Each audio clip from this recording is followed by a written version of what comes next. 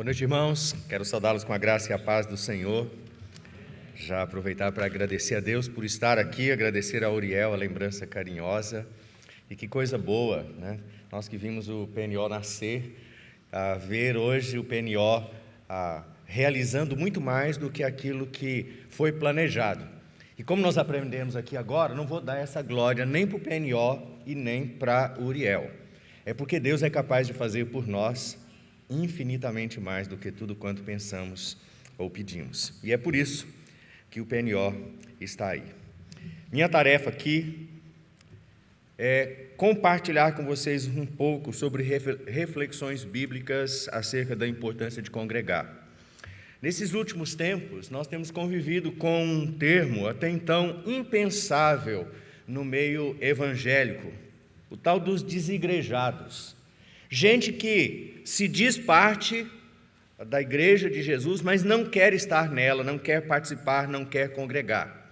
De certa maneira, esse termo, ele nos levou a um antigo termo usado normalmente com relação ao catolicismo romano.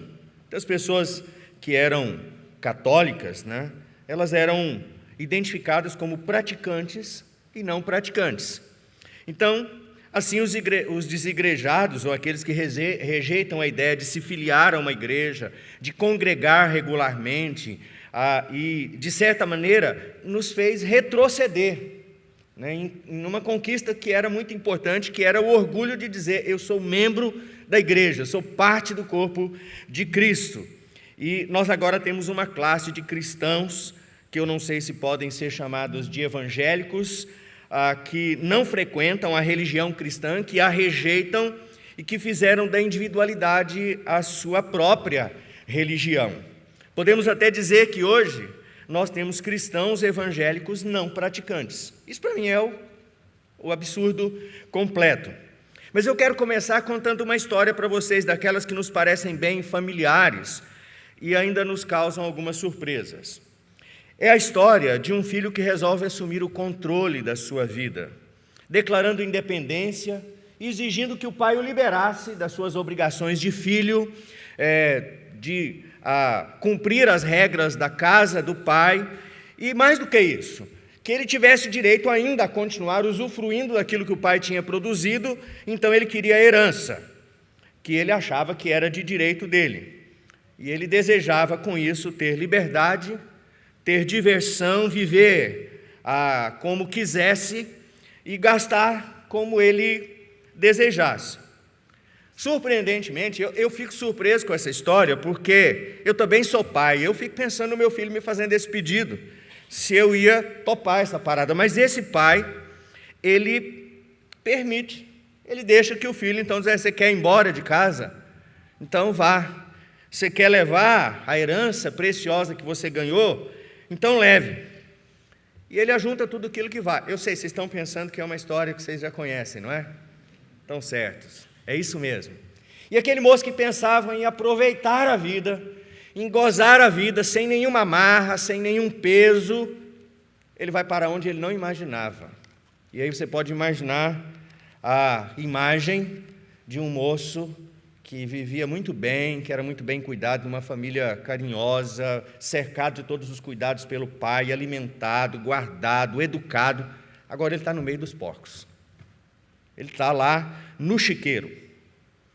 Parece um absurdo eu começar a falar sobre a importância de congregar, lembrando dessa história do filho pródigo. Mas eu penso que ela tem muito a nos ensinar em relação a esse conceito de que eu não preciso da igreja, que é mais ou menos o conceito de um filho que chega para o pai e diz: pai, eu não preciso de você, eu sei o que fazer da minha vida, e eu vou cuidar da minha vida, e eu vou fazer tudo certo. Quando o pai está olhando e dizendo: você precisa ainda, né? Talvez a gente pudesse pensar em duas outras maneiras da gente tornar essa ideia do congregar numa figura visual, né? Numa figura mais palpável.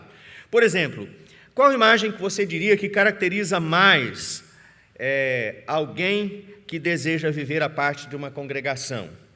Um corpo inteiro ou um corpo desmembrado?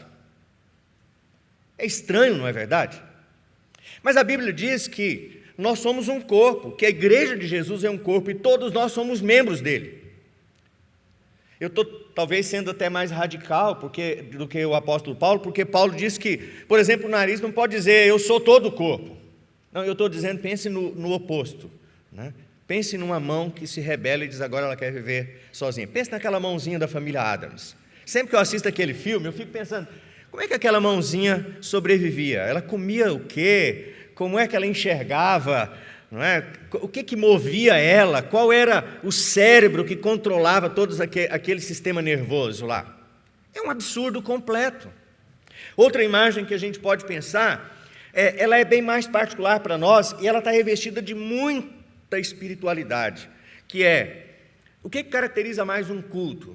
Alguém orando sozinho lá no seu quarto ou a congregação reunida para adorar, para celebrar, para confessar, para orar, para ouvir a palavra de Deus, para ser exortado pelo Senhor, para ser servido pelos sacramentos, pelos meios de graça que Deus colocou na nossa vida.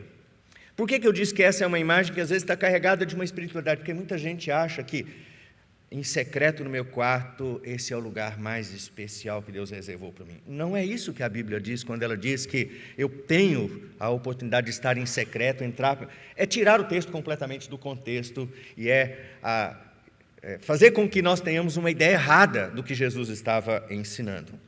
O fato, irmãos, é que quem milita contra a ideia de uma vida comunitária na igreja, contra a importância da congregação, dos benefícios que ela traz ao povo de Deus, pode muito bem ser comparado com essas figuras que nós partilhamos no início, de um filho que se rebelou contra o pai, de uma parte do corpo que não quer mais estar ligado ao corpo que ela acha que ela pode viver sozinha, ou de alguém que acha que ele pode simplesmente abrir mão da vida comunitária, do momento do culto, porque ele consegue sozinho, em casa, cumprir tudo aquilo que a igreja cumpre quando ela se reúne para adorar.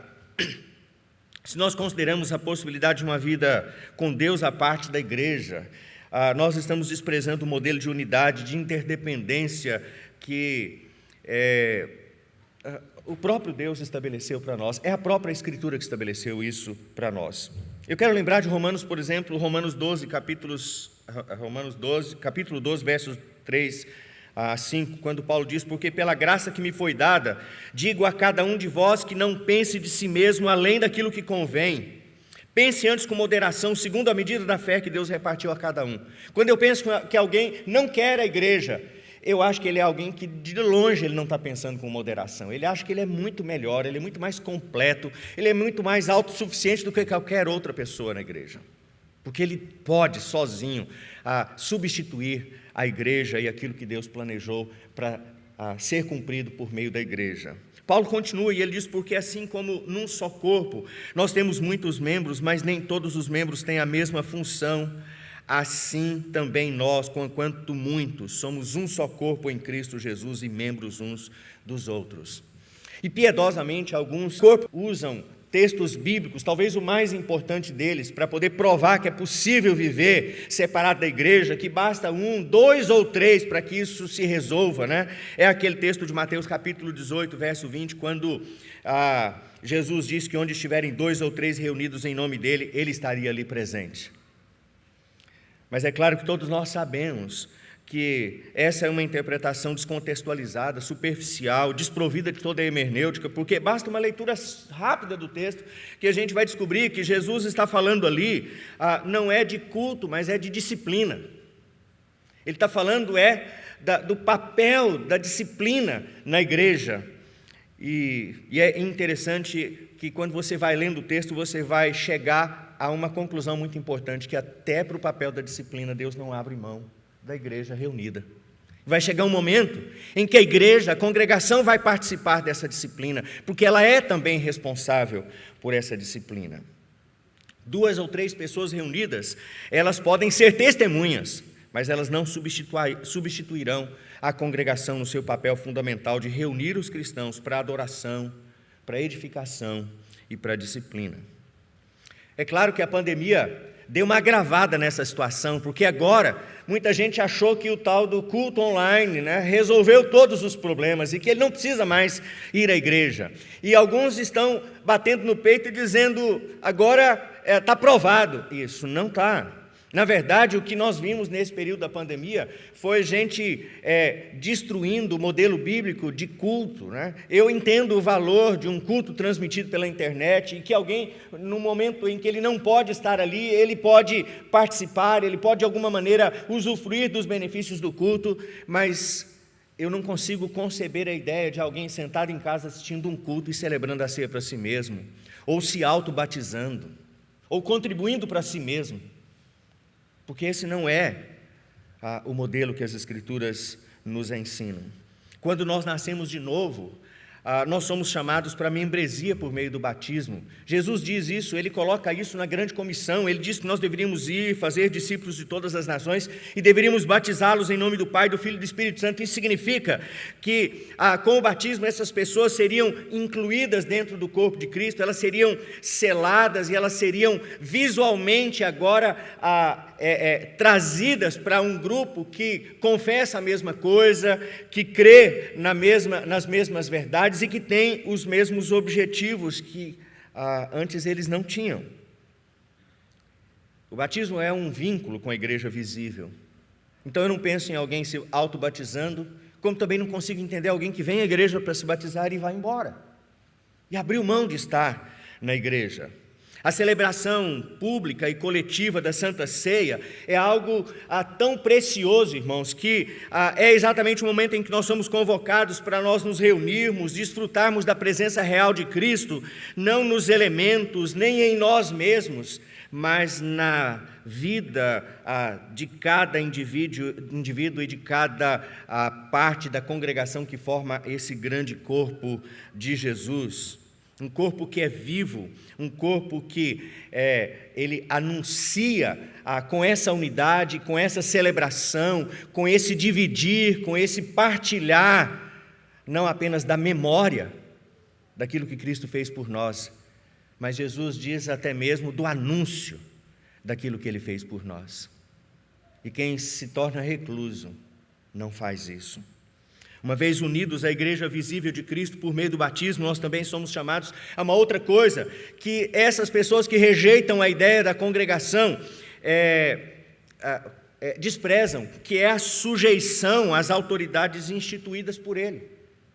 O autor de Hebreus vai dizer em Hebreus capítulo 3, verso 17, obedecei aos vossos guias, sede submissos para com eles, pois velam por vossa alma, como quem deve prestar contas, para que façam isso com alegria e não gemendo, porque isso não aproveita a vós outros. Nós somos chamados não apenas a participar de uma plateia, mas a ser parte de uma comunidade que tem liderança e uma liderança instituída pelo próprio Deus, para o nosso bem, para a nossa disciplina, para a nossa instrução, para a nossa ordenação nos dons e ministérios que Deus nos deu como igreja. Precisamos da congregação.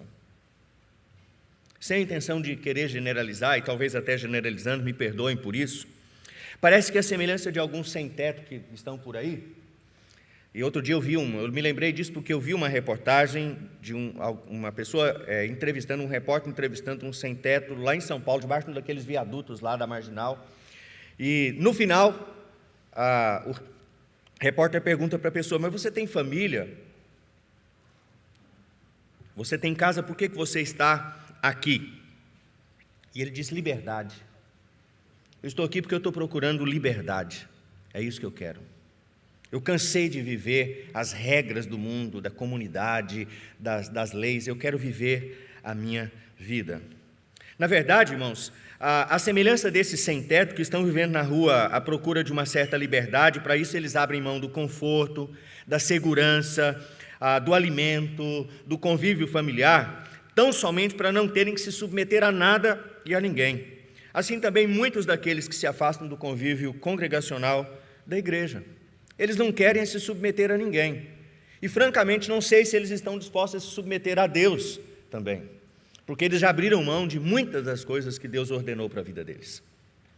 Não querem compromisso, rejeitam autoridades instituídas por Deus, defendem o que a gente pode chamar de um certo antinomismo religioso moderno.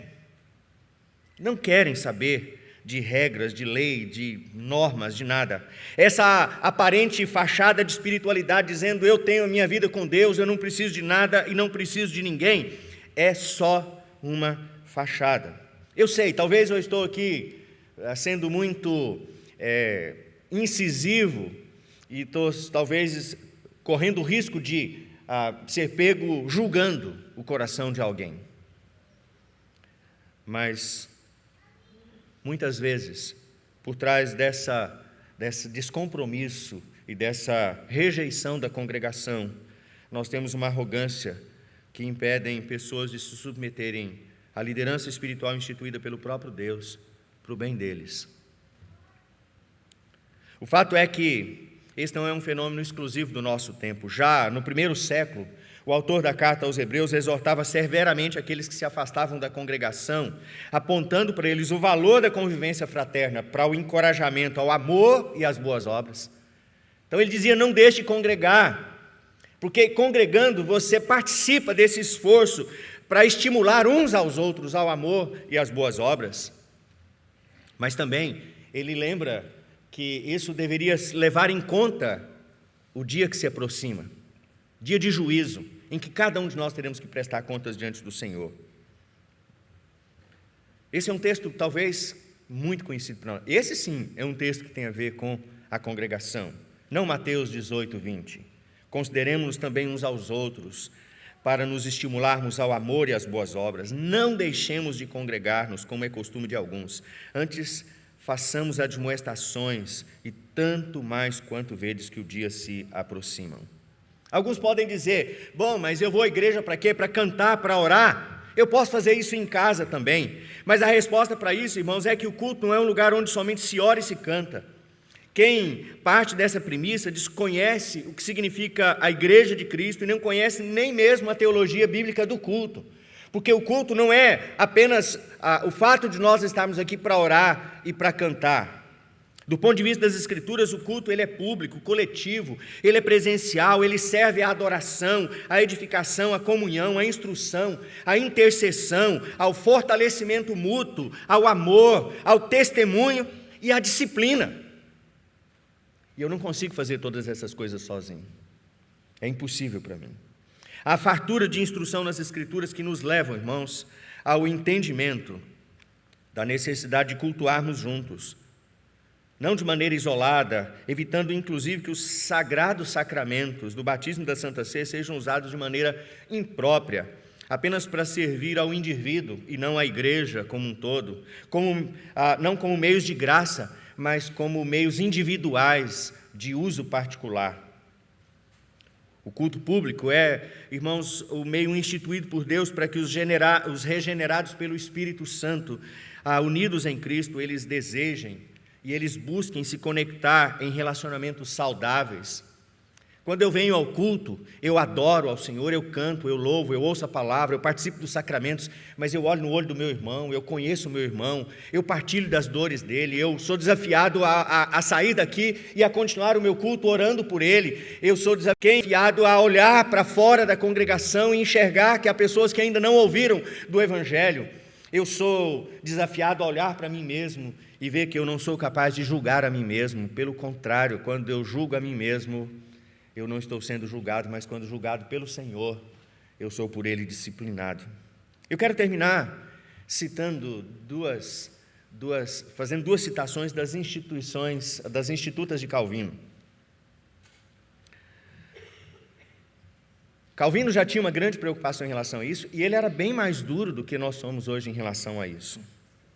E ele diz, impelidos pela soberba, pela presunção, pela inveja, muitos se persuadem de que farão maiores progressos lendo ou meditando particular do que participando nas assembleias públicas, por considerá-las desprezíveis e inúteis. Mas uma vez que rompem o sagrado vínculo da unidade, não escaparão do justo castigo desse ímpio divórcio, que por fascinação conduz a erros pestíferos e terríveis delírios. Ainda sobre isso, ele continua e ele vai dizer: o Senhor tem em tal conta a comunhão da sua igreja, que considera desertor da religião todo aquele que, de modo contumaz, afasta-se de uma congregação cristã, na qual estão presentes o verdadeiro ministério da palavra e os sacramentos. Separar-se da igreja é o mesmo que renegar a Deus e a Cristo. Eu quero terminar, tenho aqui 15 segundos para terminar, lembrando daquela história do início. Aquele moço foi parar no chiqueiro, e lá no chiqueiro ele descobriu que ele tinha perdido tudo, que aquilo que ele achava que não tinha valor, tinha muito valor, porque é no meio daquele chiqueiro que ele se lembra: na casa do meu pai. Isso funciona, viu, pastor? E ele não quer parar. Pois é. E ele lá daquele chiqueiro, ele diz: na casa do meu pai era muito melhor. Até os servos na casa do meu pai comem melhor. Até os servos na casa do meu pai têm um lugar melhor para estar. Até os servos na casa do meu pai recebem um tratamento mais justo do que eu vivo aqui. E ele resolve voltar para a casa do pai. E a minha palavra para terminarmos essa nossa meditação nessa noite é: não vale a pena deixar a casa do pai. Não vale a pena deixar de congregar. Porque é na casa do pai onde nós vamos descobrir que o melhor da herança não é tomá-la para nós exclusivamente, mas é compartilhá-la com aqueles que estão do nosso lado. Deus nos abençoe. Mistério da palavra e os sacramentos. Separar-se da igreja é o mesmo que renegar a Deus e a Cristo. Eu quero terminar, tenho aqui 15 segundos para terminar, lembrando daquela história do início. Aquele moço foi parar no chiqueiro, e lá no chiqueiro ele descobriu que ele tinha perdido tudo, que aquilo que ele achava que não tinha valor, tinha muito valor, porque é no meio daquele chiqueiro que ele se lembra: na casa do meu pai. Isso funciona, viu, pastor? E ele não quer parar.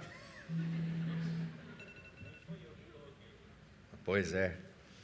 E ele lá daquele chiqueiro, ele diz: na casa do meu pai era muito melhor. Até os servos na casa do meu pai comem melhor. Até os servos na casa do meu pai têm um lugar melhor para estar. Até os servos na casa do meu pai recebem um tratamento mais justo do que eu vivo aqui. E ele resolve voltar para a casa do pai.